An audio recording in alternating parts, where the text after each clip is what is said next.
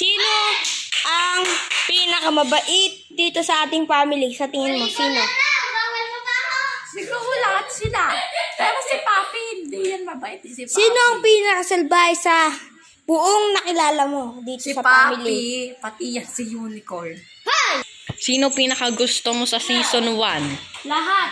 Maliban sa mga madadamot, selfish, sa mga galitin dyan, sa mga kasingit. Sino pinakaayaw mo sa season 1? Isa, tama ka dun si Papi. At saka lahat, di ba? Ayaw ko lang sa lahat ng masusungit at selfish. Sino para sa'yo ang pinakamabait dito sa family? Si Kiana, di ba? Sino pa? Siya lang. Siya lang. Sino ang para sa'yo? Sino ang pinakasalbahe dito sa ating family? Ako. Maliban sa'yo. Sino ang ayaw mo dito? Si Marie. Tsaka sino? Tsaka si Papi. Ayun lang? Ikaw, anong masasabi mo?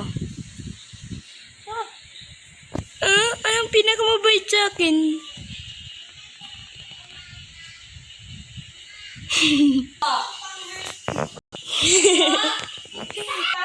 Ngayon, season 2. 1 episode pa lang tayo. Sa tingin mo, sino yung pinaka bida-bida sa episode 1 hanggang episode 4? Si Papi. Si Unicorn. Ang episode 1, para sa'yo, sino ang bida-bida? Si Papi. Ang pangalawang episode, pwedeng marami, sabihin mo. Si Papi. Pangalawa pa ulit. Episode 2. Pangatlo si Unicorn. Silang dalawa. Sa episode 3, Yun, si Papi din ulit. hindi na si Unicorn. Si Unicorn din ulit. Tsaka sino nadagdag? At yung bagong epal na yun, si Luwen. Wala siyang ambag dito. Silang dalawa ni Papi. Sa episode 4, Silang tatlo. Pati yung anak niya si Happy. Kulang anak ang cellphone lang alam. okay na. Ako naman. Sino pinakabida-bida sa hanggang episode 4?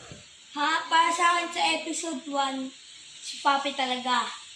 Pero wala pa ako nun. Alam ko si Papi talaga yung nakita kong bida-bida sa mga video nyo.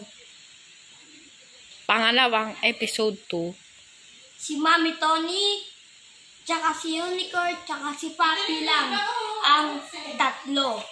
episode 3 at episode 4. Ang episode 3, si Papi, pero nung nadagdag, si Luwen. Episode 4, Pero kasi si Luwen mo lang ang bag, puro na lang cellphone. Anong napapala sa cellphone, ha? sa episode 4, Sa episode 4, sila pa rin lahat. Happy. Sino pinakaayaw mo sa season 1? Si Papi, si Mami Tony.